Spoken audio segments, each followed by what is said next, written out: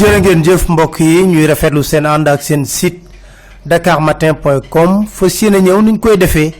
ayu bés bu nekk dëgtal leen li nga xam ne moo di seen chronique. tey seen chronique dama koy tàmbalee ay kàddu yoo xam ne suñu sëriñ bu baax sëriñ Mansour Sy Djamil daf ko rotaloon di nu wan réew mi ñan ñoo ko tënk ci dëgg-dëgg. ay ci lañ ñu déglu kàddu yooyu buñ ko dégloo ba noppi nag daan leen wax lu tax ma tàmbale tey jii kàddu Serigne Mansour Sy Djamil yii ñu déglu ko. Des raisons politiques de bas niveau, il peut ligoter ses adversaires potentiels. La condamnation de Khalifa Sall me rappelle, et le silence de tout le mafia, la mafiocratie, c'est-à-dire la mafiocratie politico-religieuse. C'est le silence de cette mafiocratie politique. Cette mafiocratie politique et religieuse qui s'est distinguée par son silence, mais qui rappelle également le silence de cette même mafiocratie politique et religieuse durant la traite des esclaves, où les marabouts sortaient des fatwas pour justifier la traite des nègres. Est-ce que vous nous demandez du Conseil constitutionnel de déposer candidature pour élection présidentielle? Est-ce que dañuy laaj candidat yi ñu toog tari Fatiha rek laa yem wax ma sax Baqara ba Naas Fatiha rek laa yem? Est-ce que dañ koy laaj candidat yi? Est-ce que dañ leen di laaj ne leen yéen salafiste ngeen wala wahhabiste ngeen? Est-ce que dañ leen di laaj da ngeen bokk ci loge maçonnique bi am déet? Kan moo mën a waat ci aqulaay taalam ne Senghor, Abdou Diouf, Ablaye Wade, Macky Sall kenn bokk ci loge maçonnique? Kan moo ko mën a waat? Tànnuñu imam, président de la république la ñuy fal. Tànnuñu imam, président de la république la ñuy fal. Président de la république boobu ñuy fal nag dañ na ko mu yoral ñu réew. Faluñu prêtre, faluñu imam, président de la république la ñuy fal bu am ay qualité. Tey jii réew mi nañu seetlu rek ñi nga xam ne dañ leen di tudd ci ay luxóor ci ay sàcc ñoo dàq dem umra ñoo dàq aji màkk ñu baree bari li ma lay wax nii ñi nga xam ne ci marché scandale yu réer yi leen di tudd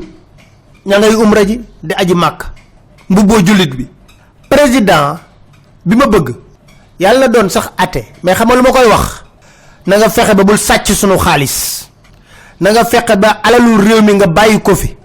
sa ñañ yi ànd ak ku ci laal pikini ci alalu réew mi jàpp ko tëj ci biir kaso bi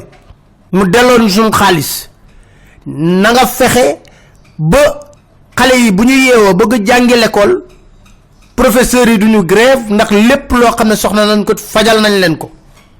nañu fexe ba suñu justice bi di atte dëgg di ko teg ci ay textes yu leer. na nga fexe ba réew mi am ci sécurité. na nga fexe ba gafaga askan wi bu mu ruus bu ñu yokk prix yi loolu laay laaj man président ak leneen ak leneen. na nga fexe ba bul ruusloo suñu réew bitim réew. na nga fexe ba bul doon jaamu tubaab yi lu ñu bëgg nga defal leen ko del xalaat Sénégal ci contrat booy signé. na nga fexe ba suñu pétrole bi bu ko saax-saaxee yàlla na doon ate ku gëmul dara moo ma gënal jullit bi nga xam ne day ñëw mbubbu jullit bi damm loos dem kër sëriñ si sol mbaxana wengal ñëw toog laam-laamee te bu ñëwee fii toj réew mi ay ñoñam di këpp kees kenn du jàng kenn du faju. ate bu mën a yor réew ci mu mucc ayib askan bi gis seen bopp moo ma ko gënal. kon débat bi foofu la ni ñu indi débat d'idée waxante nii laa nammee yor réew mi. xam nga lu tax ñuy woon nit ñi ci waxante yu bon ak yu sew loolu la ñu xam moom la ñu miis sos duudal randal loolu la ñu xam miin ko. dañuy ñaan yàlla nag suñu démocratie dox ay jéego yu wér ku bëgg a namm réew mi taxaw ne nii laa ko bëgg a yoree ñu def monitoring waaye xuloo ak yooyu kenn toppatoowul loolu benn ponk la. ay ci ñu déglu ji président Macky Sall. Mes chers compatriotes, s'agissant de la gouvernance économique, je serai toujours guidé par le souci de transparence et de responsabilité dans la gestion vertueuse des affaires publiques. Dakar Matin. Je mets à ma charge l'obligation de dresser les comptes de la nation et d'éclairer l'opinion sur l'état des lieux. Je compte restituer aux organes de vérification et de contrôle de l'État la plénitude de leurs attributions. Dans le même sens, l'assainissement de l'environnement des affaires et la lutte contre la corruption et la concussion me tiennent particulièrement à cœur. Dakar Matin. À tous ceux qui assument une part de responsabilité dans la gestion des deniers publics, je tiens à préciser que je ne protégerai personne. Je dis bien personne. J'engage fermement le gouvernement à ne point déroger à cette règle. Dakar Matin. kaddu yi ma tek diko fatali président Macky Sall mo may ma wax ci Seynabou Ndiaye Diakhaté ñu né yaay yobuna li nga xamné modi rapport OFNAC 2016 rapport bo xamné ci ciobare OFNAC njitu rew mi ci bopam ciowlé bari mu nako Seynabou indil ma rapport bi nak ñu raxas ko ba mu set wécc xol ko bu baaxa baax secrétaire permanent bu OFNAC xaritu benn bakkan directeur cabinet bu président de la république ñu xam bari na ñu raxas ko ba mu set wécc te rapport bi paré na bu yàgg na fi ngom kayta moko defoon affaire Petrotim suuf suñu saaxé ci corniche bi yépp ma nga ci normalement ma leen yëgal lenn rapport buñ ko jébal dañ ko raxas ba mu set wécc dem nañ sax ba contrôleur yi buñu jubé légui collectivité locale yi nga xamné wa APR ku jité koku da la wax man APR la bokku de ñu depp dem nañ ci bay contrôleur ñu yobbu len ci benn bërepp ñu wara contrôler koku wo premier ministre wo Seynabou Ndiaye Diakhaté ñu delo ci wat ci OFNAC bay contrôle bi ku ñuy nax kuy jaaxandi tour ndox sa bop ngay ñëk toyal ken dofu fi fer nañ ay nax dañoo wo bu ken dong nak xam lepp tok dara du nekk ci rapport bi dara du nekk ci rapport bi lo xamne nguur gi dina ci wax mais d'abord dañ ko sas mom bu génné rapport bi ba paré dañ ko sas lo ko teunk mu wara def conférence de presse siwol rapport bi cour des comptes ñom rapport bu mujj bi sax paré na rapport bu ñëk mom génnagun ko kon xam nañ lepp courriel yi nga xamne lepp moy saytu duñ génn dara la Macky waxon rek woy génn ay rapport fi di ci tudd samay nit ñu leen di ngawtu ça cette presse corrompue là Macky Sall mo doon wax lol de rapport OFNAC bi dara du ci nek wala lu ci nek du graw ñew ci demuk Macky Sall ci université Cheikh Anta Diop président nam ñi lay féliciter ci 6 pavillons yi waye ay cher na trop gaay def nañu calcul bi cher na trop xama fa lañ la doon xaré nga inauguré université Sine Saloum mi nga xamné pose nañ première pierre bi fa réer ñu dem loué ay locaux bëgg sëlëm nit ñi tax na légui mu tambali Dakar Matin te légui permanence APR paré gaawtu gogu kay ki mëna défar lolu kay xana warna mëna défar université Sine Saloum mo xamné 2013 xawma lañ def pose première pierre bi ba tay mais lima jaaxal te titel ma xam nga lan la président liñ ginné ci sécurité ci auto gendarmerie na len wax len de gendarmerie bobu sera au cœur de la répression pour échéance électorale yi ñu jëm yag bawul dara lañu génné bës bobu ba ngay dem université man daf ma jaaxal est ce que maton nako loolu yépp ñu génné nak xama pour lan la pour des fantômes ndax campus social bi ubbiwul won manam étudiants yi nekku ñu won ci néeg yi kenn nekkuton fa ñi dañ jaay tej nañ campus bu vide nga koy inaugurer 6 pavillons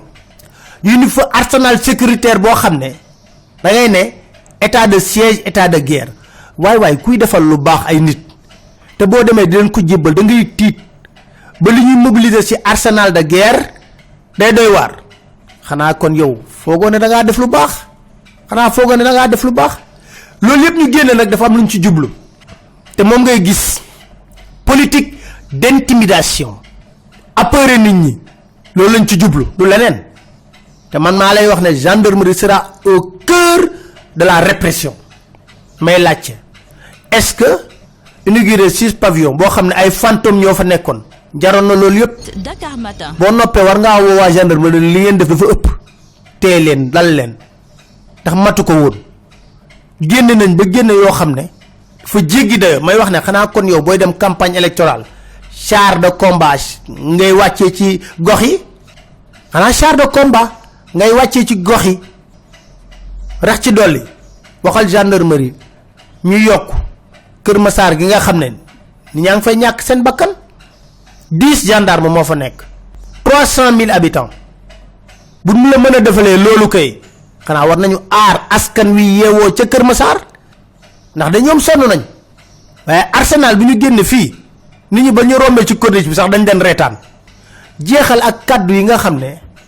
kii di Barthélémy Dias da koo rotal ci wax ci wàllu patron de presse bi réew mi lu ko yàq média yee ko yàq buñ ko ragal